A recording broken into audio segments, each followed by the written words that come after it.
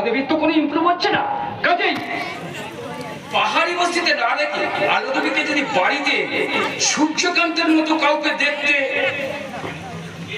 এমন কাউকে খুঁজে বাড়িতে আনা যায়, আমার মনে হয় আলো দেবী সুস্থ হয়ে উঠতে পারে।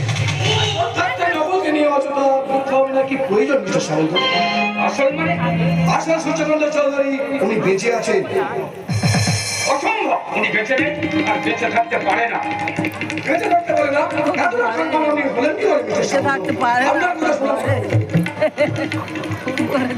আপনি নিজের চোখে সূর্যকান্ত বাবুকে মারা যেতে দেখেছেন? মানে আমি বলছিলাম 200 ফুট গভীর খাদে পড়লে একটা মানুষ যে বেঁচে থাকতে পারে না, এটা পাগলেও বোঝে।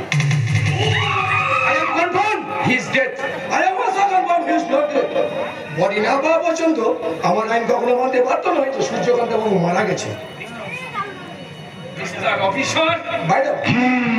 আপনাকে আমি একটা কথা জানিয়ে দেব, আমাদের ইনভেস্টিগেশন রিপোর্ট বলছে সূর্যকান্ত বাবু কিন্তু অ্যাক্সিডেন্টে কার সমেত খাদে গড়িয়ে পড়েনি।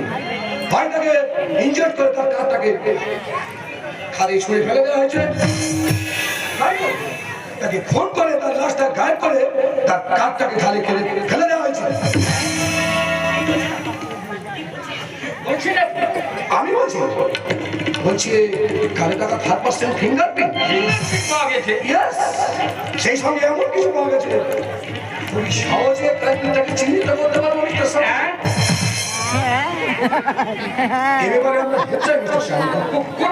আমি নিশ্চয়ই করবো।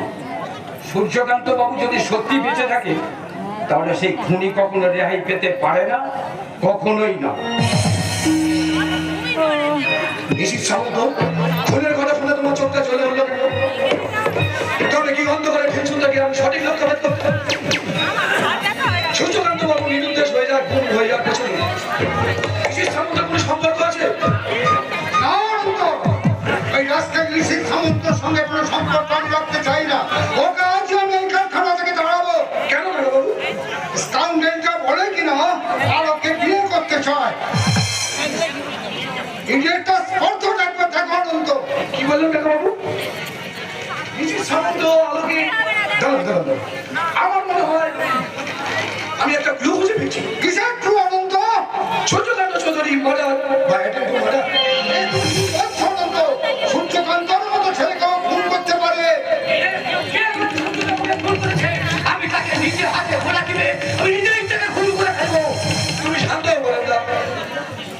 তদন্তের উপর নির্ভর করে আমাদের অনেক সময় অনেক নির্মম পরিণতির কথা ভাবতে হয়। আপনার সবটাই যে সত্য তার কোনো ঠিক নেই। হয়তো আমাদের অনুমানকে